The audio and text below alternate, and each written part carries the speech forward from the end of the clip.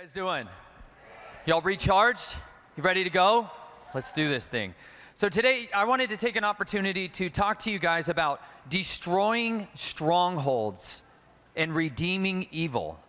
Because the vast majority of us are not going through this life in a insulated fashion. We are getting picked up and cast off and thrown aside and scattered around because you are experiencing the buffeting that is necessary in order to cultivate the fruits of endurance in your life. And without that, we are left with this inability to endure difficulties and trials and tribulations. One of my favorite presenters that was here this week is Billy Bonds from Permapastures Farms, and he has helped to open my eyes, along with so many other regenerative agriculture and permaculturalists, about how plants are made to grow, how they're made to be cultivated, how they're made to be strengthened. And if you put a tree, you go buy an apple tree and you plant it in the ground and you let that thing sit there and you put a stake next to it and you anchor it to the stake and you leave it there like that, that tree, if you do not remove that stake, will be severely weakened. It will be at a disadvantage. You are giving it a permanent disability to endure the inevitable winds that are going to come. But if you left it there and maybe you waited 5 years before you removed the stake, it may not show up early on in its life, but later on, when a good enough storm is going to come along, that tree is going to snap and blow over. And you know what? My intention and my desire in being here today is to kick the stakes out of the ground for a lot of you guys, because nobody was brave enough to do that with me when I was young. See, as I shared with you all yesterday, my family is one that embraced a form of Luciferianism as a means for power and control. And that's kind of a strange concept to most people, but they were actively involved in the Christian church during the entirety of that time, still are to this day. They walked in a form of duplicity. They walked in a form of double-mindedness that granted them the ability to be chameleons. They figured out the best camouflage to rule and dominate over people was to hide directly in and amongst them. That if you wanted to go to where you were least likely to be sought after, it was going to be in the place of anonymity. It was going to be in mediocrity. It was not going to be in celebrity status. It was not going to be at the top of the pyramid of power. If you wanted to make effective change agents, you needed to work from within inside. And so I got to be exposed to churchianity and Christianity in a version of it that was always tainted with this other foul thing sitting in the darkness. And many of us today have been exposed to a form of churchianity which left us disgusted, which left us exhausted, because we got to see something that was so disgusting, known as hypocrisy and mediocrity. We saw weakness. We saw a failure for pastors and people to rise to the occasion and defend their flock from evil when it was sitting in their midst. And those types of strongholds have been building up for generations, where there's these wounded men and weary women battling to just try to find their identity and their purpose again. And they're being left as this ruined heap in the back corner of our society, trying to find their own way. And I was like that. For so long, I was looking for the answers and trying to find a way of navigating the world where there wasn't hypocrisy, where there wasn't that duplicity. And I did not know where to look except for in His Word. I saw it there. But over the course of my life, I picked up tools that the world gave me. I picked up vices. I began to pick up habitual sins and running to these things to try to get some means of faith. And I couldn't find it there. I didn't have it there. I wanted so badly for someone to understand what it was I was going through, and yet I could not speak. When I'm talking about behavioral modification or trauma-based mind control, a lot of people don't really have an understanding of what that actually looks like, and how somebody can be so deeply evil and yet so wonderfully good in the same person. How somebody can walk in a Christian path and then at nighttime they're going out and they're committing rituals and summoning demons and sending them out against the very church members that they're a part of. That level of intentional creation of a mind-controlled slave is something that families that were initiated into the old religions carried with them. We called it the secrets. This is something that was brought generationally over, and initiates were inducted into this society that kept these secrets and guarded them and refused to allow them to come out to the light. And they enforced them with an absolute vigilance code of silence. So because of that, most people were never exposed to this type of material. I never thought there was going to come a time in my life where I could speak about this publicly and not be killed.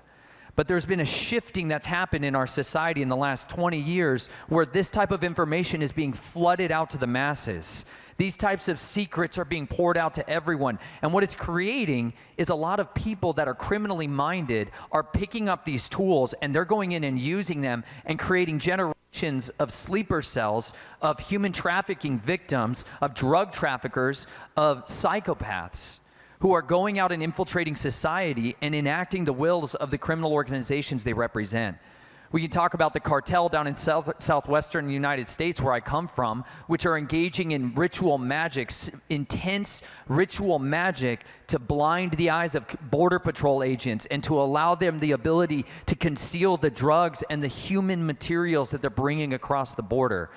The wars that are going on in the shadows are far beyond the vast majority of people's ability to comprehend.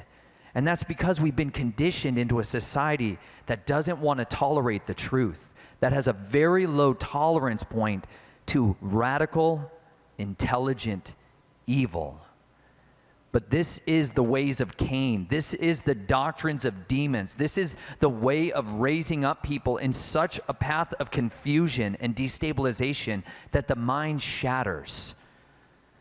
The way that my family would do this was down in Arizona. There's a town called Lake Havasu City, and they brought the London Bridge over there in the 1960s, and the city of London, the financial empire of the world, came over, the Lord Mayor of London, and was there for the commencement ceremony of the bridge, the opening of the bridge. This bridge is a place that was used generationally as a place of executions and for the practice of what's called inurement, where children, men or women, were buried alive in the walls of it until they died.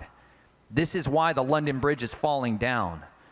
Those stones, when they brought that bridge over here that used to cross the Thames River in London, when they excavated it, they found all of these bodies inside the walls of it. This is the practice, the divine right of kings that they genuinely believe that comes from their right to rule over mankind and view people as cattle. And they have the right to use them as they see fit. And because of that, they are grabbing onto the power source of iniquity. This iniquity force, most people have come across this word at some point in their life, but there are three major categories of sin: sin, transgression, and iniquity. And that iniquity becomes an augmentation, an alteration, a force in and of itself. And when the kingdom of darkness was separated out and cut off from the holiness, the set-apartness of Yahuwah, our Creator, they needed a new battery bank to start to exploit. And that came through iniquity. This is why there's this depravity, why there's this attraction to evil, and why there's this searing of the conscience.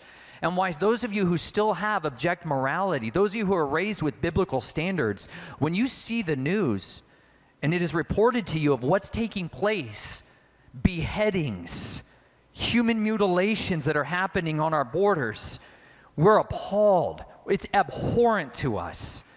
But to this kingdom, that is literally their manna. That is what fuels them. And if there is not a recharging of that, there is a diminishment of their power. And so this is why there's these spiritually transmitted diseases hopping around our populace, because on one side, the enemy was very strategic to deliberately dumb us down and keep those who were in positions of instruction, who had the means and the ability to share with us what the word had to say about dealing with radical evil. And instead, they watered it down and they took all the supernatural elements out of our Bibles, and they started trying to share with us an idea about the way the world is that's much more materialistic, that's much more evacuated from all of that strange stuff. They began to water down the word, and they began to water down the minds of men so that they would not have the armor and the weaponry that they needed to tear down the strongholds of the wicked one. So this kingdom of darkness operates in this duality where they are balancing out their light deeds and their dark deeds. This is why the Shriners Hospital, these folks who have embraced a form of Luciferianism and left-hand path and right-hand path magic, who are walking down this, they have these great deeds that they do for children in hospitals, but are willing to do radical evil and desecration of their grandsons and granddaughters on the other hand. This split brain personality, this shattering of the mind and the cultivation of dissociative identity disorder is one of the mainstay tools that they have.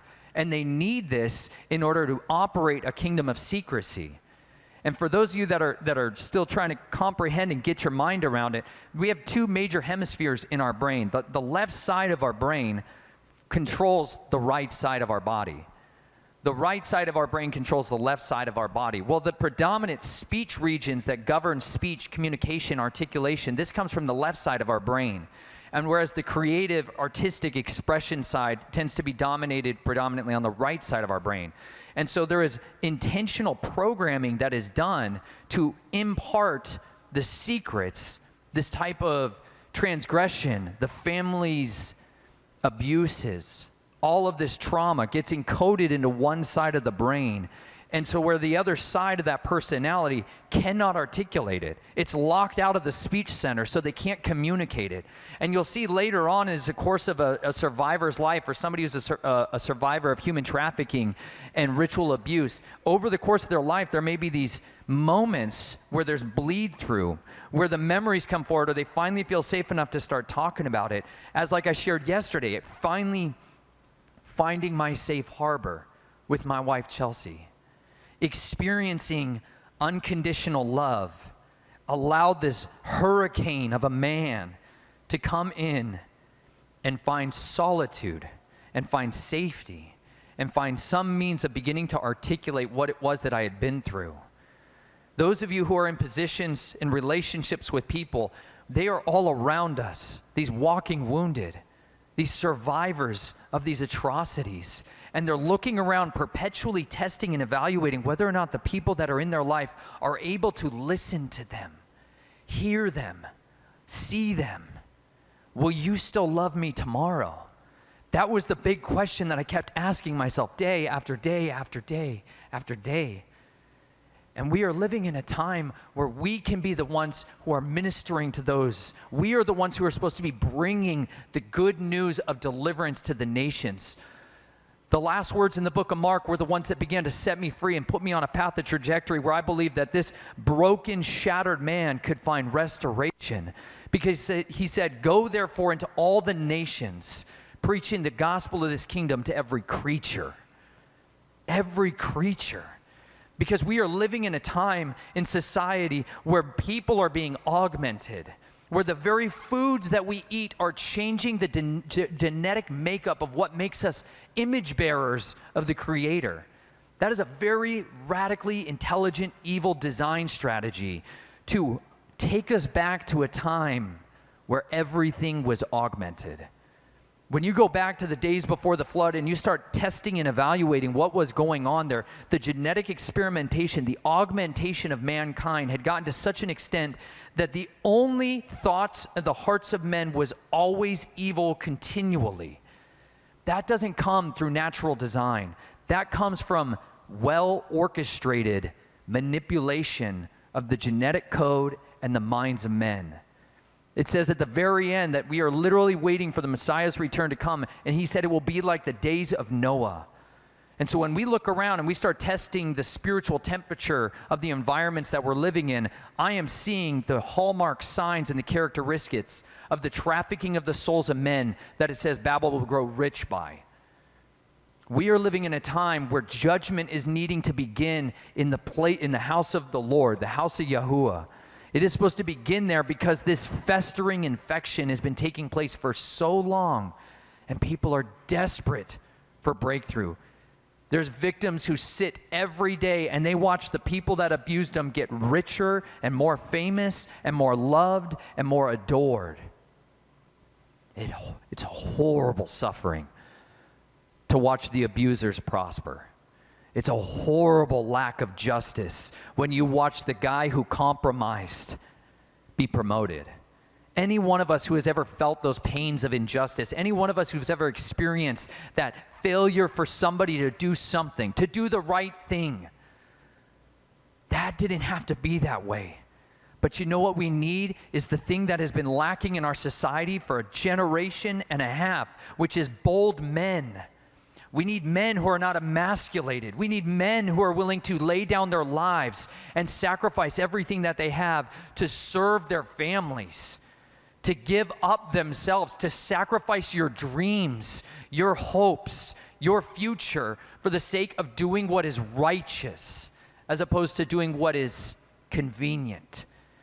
Because convenience is the currency of compromise. If you can cultivate something that will give people a more convenient option, they're going to use it. But you know what? There is a blessing that comes when we work by the sweat of our face. We can eat bread.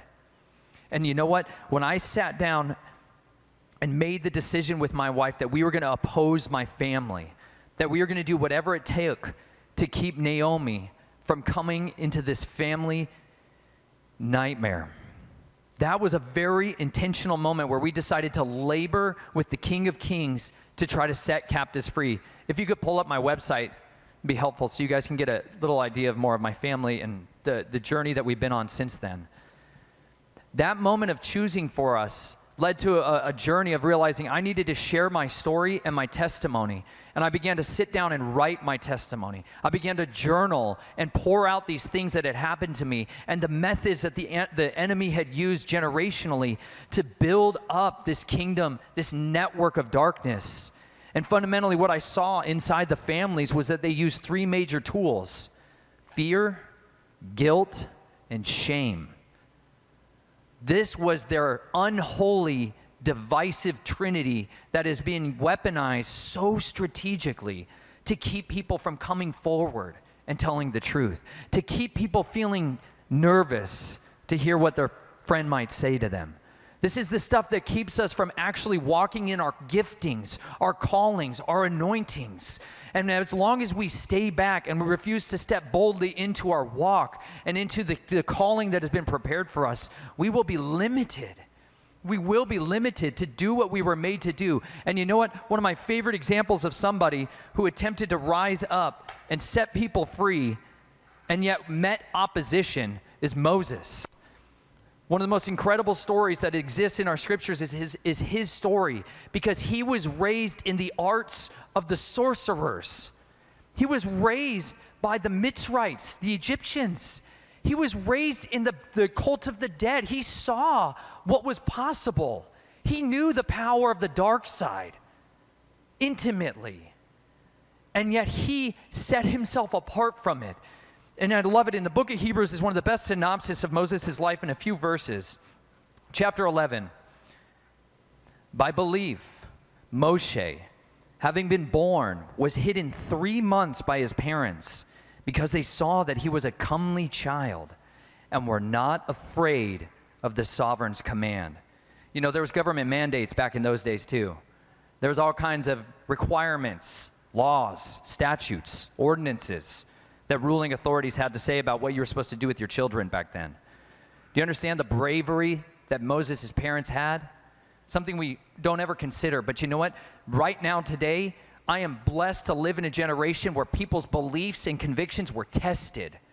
It was in my book, if you read that, I said one of my deepest prayers in my life is that there will come a time when every door of the churches would close. And you know what? I got to watch it happen in front of my face. But the reason it closed was not for what I was hoping for. The reason it closed was because of compromise, cowardice, fear. They did not fear the Most High. They feared men. It's not a complete rebuke against all those.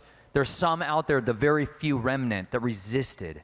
But you must understand, we are living in a time where we must resist evil. And that is not a passive thing. That's one that's going to require diligence, continual vigilance. You sat here for 5 days. Those of you that have been here for every day of this conference, you have listened to all kinds of different speakers share with you how they've been navigating this world, how they've been navigating health and nutrition and wellness, and what are the ways that we can cure our bodies and find healing as opposed to symptom management. And you know what? Every one of those people has had to do the hard work that was necessary in order to come to that information, because it's a time where it's obfuscated, it's hidden, and it's concealed. But because of the witness of his parents, Moshe was given the gift of faith. And by belief, Moshe, having become great, Prince of Egypt, one of the most powerful men in the world, far more than we could imagine what was given to him, refused to be called the son of the daughter of Pharaoh, choosing rather to be afflicted with the people of Elohim than to enjoy the pleasures of sin for a time, deeming the reproach of Messiah greater riches than the treasures in Mitzrayim, for he was looking to the reward.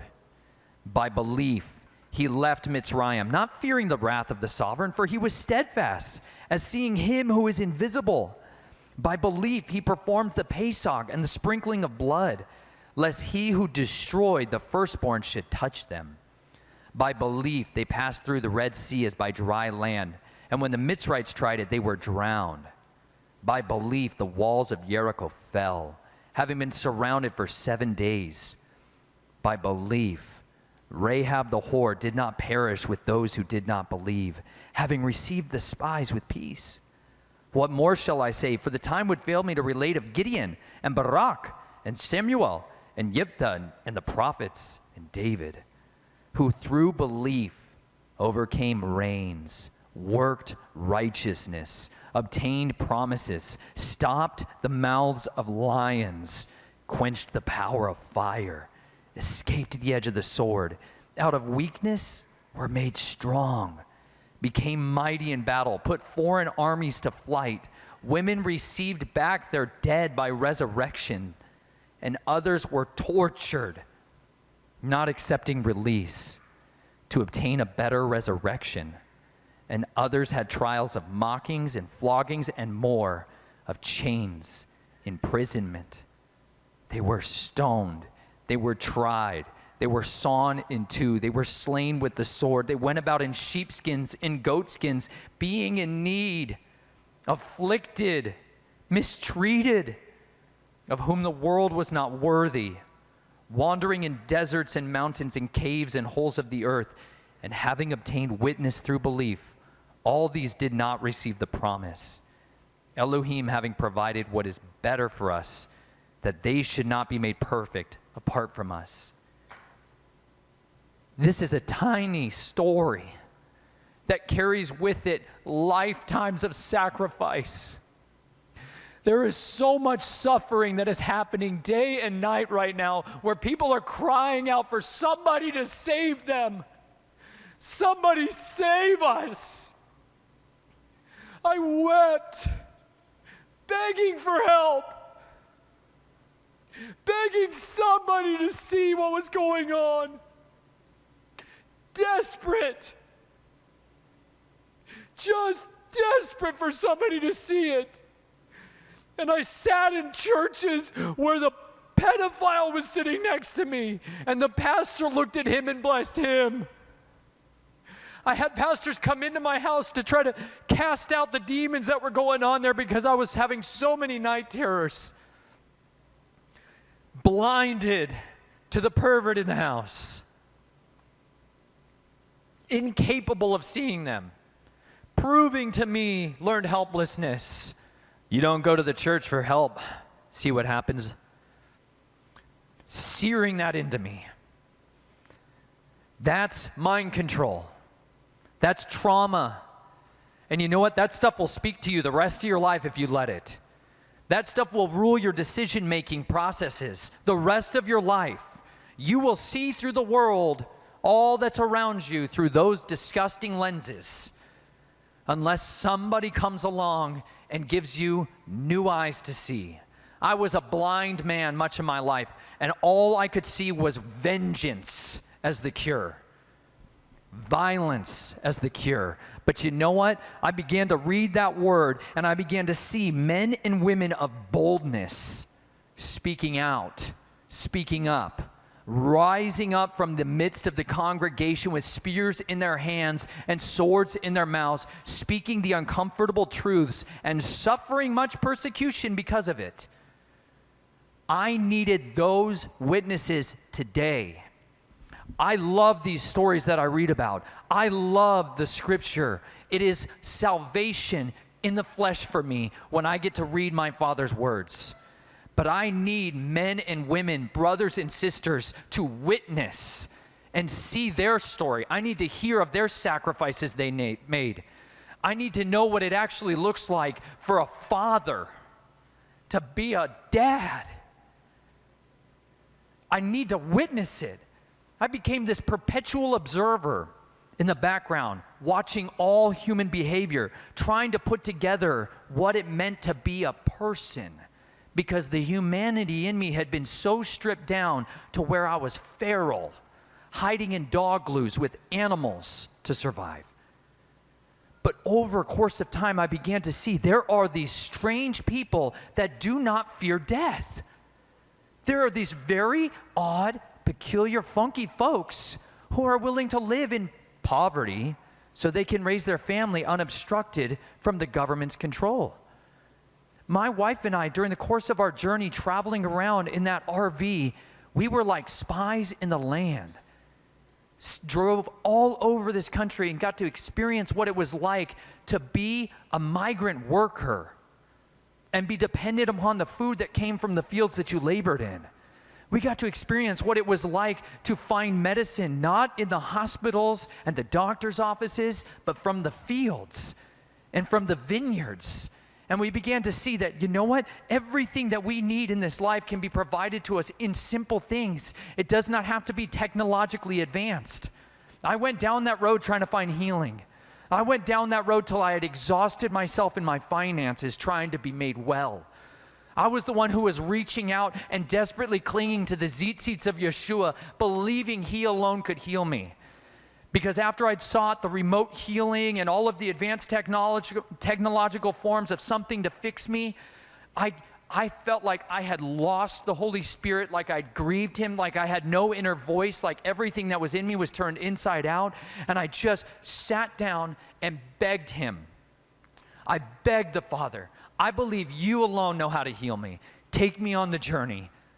And you know what? Surrender is the most powerful gift we are given when we give it away. When we surrender to a truly good Father, a truly righteous judge, a truly equal authority, when we give that up to Him, He will take you on a journey. He will put you on a path of restoration and redemption and healing and wellness that is nothing like this world can imagine. But it requires great faith to go down that road. My wife and I got to experience what it was to be nourished and sustained by some of the people financially who had nothing. And yet we broke bread in the middle of COVID when everything was locked down and nobody was allowed to go anywhere. You know what? People took us in and let us park in their driveway. Other people brought us food. We were literally at food banks and food shelters trying to navigate our way through that. And we got to experience what it was like to be in that season of life. And you know what? There's a lot of people who would do anything to not have to go down that road. And you know what?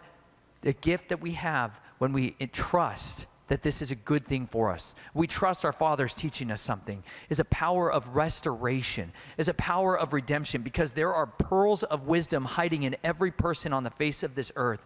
And if we would turn and learn to listen to them, to regard what they have to say, to care about them, to see them as individuals, the Father can begin to work in us to create this gift of unity, this gift of relationship, this gift of hope for our future, hope for what could come.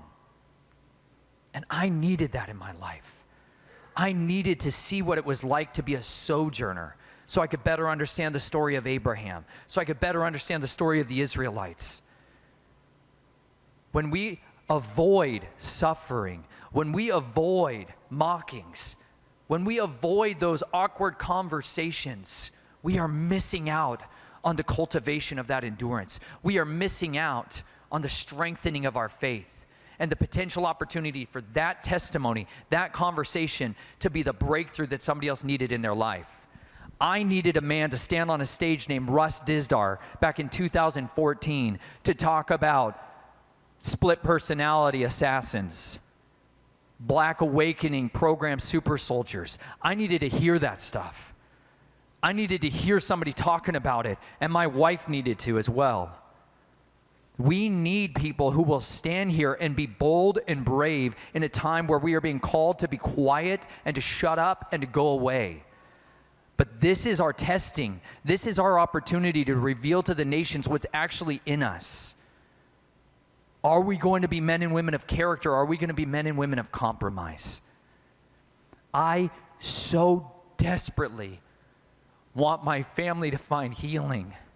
I so desperately want all of my nieces and nephews not to have to suffer like they do. I desperately wanted my parents to repent. And I had this hope early on that they would. But I sat down at a park with my wife, and my father showed up. I'd gone there to visit with my sister to try to tell her what was going on in the family. And my father shows up in the middle of this meeting, an hour and a half from where he lived. And there ensued a showdown, the likes of which I'd never quite imagined taking place. Because this thick Christian facade that my dad had always around, especially my wife or other people, came peeling off. And the principality that rules the Reynolds family, this prince of death, came forward. And there was a showdown of words, and it had to do with authority. It had everything to do with who held the authority over the family line. And the words that began to come out of my mouth were a rebuke. When you engage demonic presences, there's an engagement process, a rules of engagement. But when you begin to engage with other higher powers and spiritual forces, there's a completely different sets of rules of engagements. And you need to understand, you don't tread into these things lightly.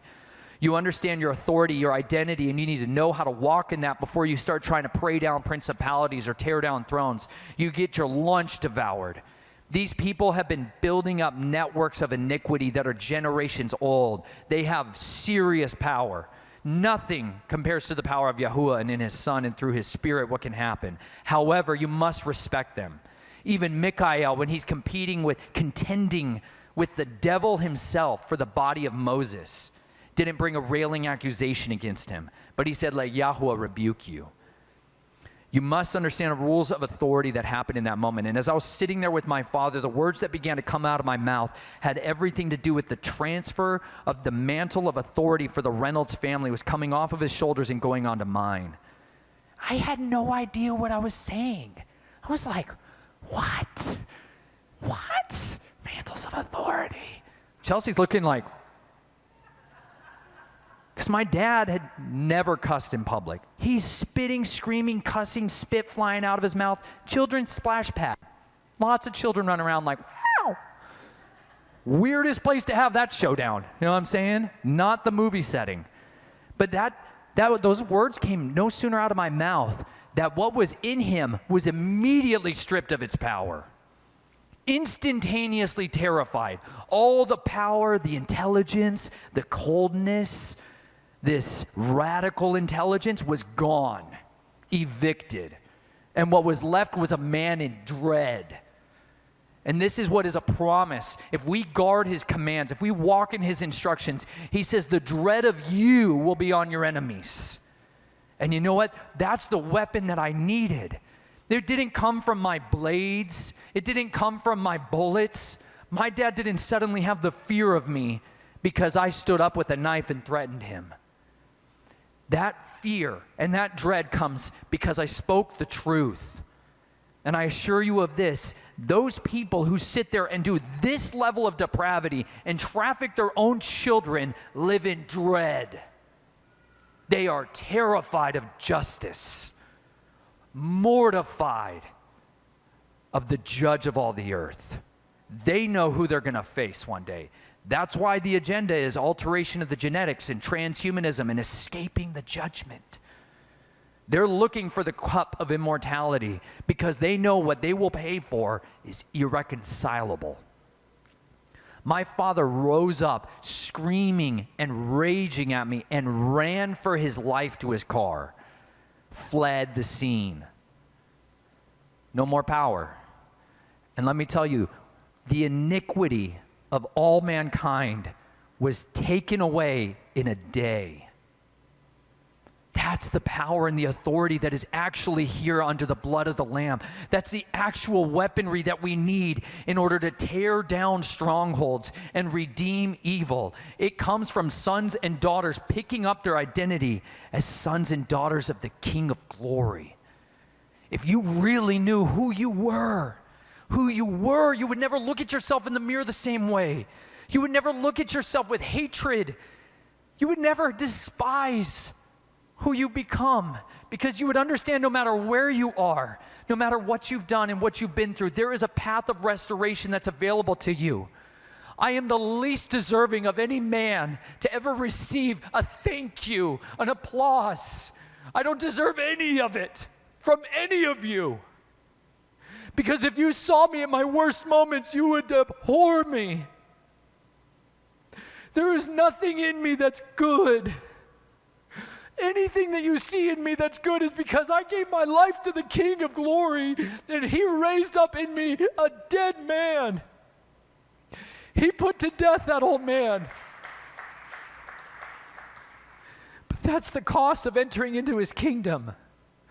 We must go through that because of the final enemy that we are all going to face, the final person. I have looked in the eyes of so many people, and I have seen their last thoughts as death came for them. I saw who they were. And it was very rare to see somebody who did not have fear. But let me tell you, when you get free from the fear of death, you finally are given the gift of life, life forevermore. Immortality was given to us in a day. But it might take all of us a lifetime to figure that out. But we must not lose sight that the final enemy that will be thrown into that lake of fire is death. And we will rejoice and be triumphant. And that is why I changed teams. I swore off the family sign.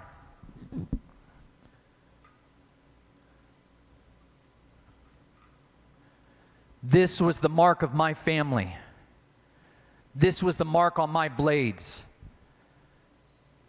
That was the covenant I kept. And you know what? Throughout my entire life, I did not understand what that was. I saw what the left-hand path had to say about it, but I never saw the truth about that symbol. And it haunted me. And it tore me apart because I knew there's something going on there that has nothing to do with this disgusting principles of darkness that it's being used for. And it wasn't until 4 years ago on that trip up to Asheville, North Carolina, that I sat down and had dinner with someone on Shabbat, and I saw a poster on the back wall of their living room.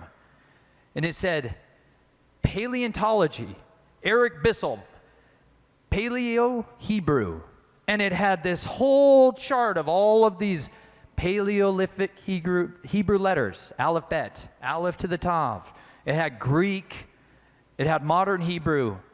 And I saw right in the middle of it that symbol. And I was like, why do you have that on your wall? Because when something your entire life has been used for evil, you're convinced it's likely just evil. And yet I didn't have the courage to say that part out loud at all. This was the secret in my pocket, the path coin, the currency of the underworld. But when I saw that symbol and I understood, oh, he's like, that's the letter Tet. I'm like, what? Tet. Really? He's like, it's part of the alphabet. Like a T. Really? Yeah. It's part of his language. It's my father's language. See, the enemy is that dualistic monster, taking and inverting the things that are good and using them for unholy things, because he's not a creator, he's a counterfeiter. And you know what? Each and every one of us, there is a world that is offering us the counterfeit version, the destruction, the violence, the death, the horrible stuff, the sin. But you know what? In his world, this symbol, the tet, that's the last letter, the tav, which literally means covenant. Guardian of the covenant. That's what that's supposed to mean. I was born to be a guardian of the covenant. I was born to proclaim his name and bring his word to life. And you know what? That's what I've devoted myself to doing. And so for the last 8 years, I have been out here trying to raise up the nations to hear the word of Elohim can be trusted. If you turn to him and rely on him, he will deliver you. He has the power to save. And you know what? I took what the enemy intended for evil, and I have seen the Father redeem it and use it for the good and the saving of many lives. And I do that through a lot of our online ministry. You guys can go to our website, snatchedfromtheflames.com. You can see, I wrote a book there. It's called Snatched from the Flames, which was our story of coming out of this family, the expose of my family. But there's also a lot of those testimonies of those individual people along my life who made such a difference and broke me free from that paradigm. I have it on audio format. You guys can listen to the entire thing for free. I also did a recording of the audio of the scripture, because at the end of the day, I believe the most important thing that I could be giving to anybody else was his word. So you guys can find that there. If you also go to the YouTube page for me as well, Alex, if you could just go to the YouTube. You guys can go to our YouTube page as well if you guys would like to see that and my family and I's journey over the last 5 years into getting into agriculture and regenerative ranching and all of these other journeys that we've been on. But I'm so humbled that you guys gave me an opportunity to be here with you, and I really hope you guys would strongly consider the opportunity to enter into a righteous covenant with the King of Glory, and that you would go boldly to the nations and proclaim the gospel to every creature. Thank you so much.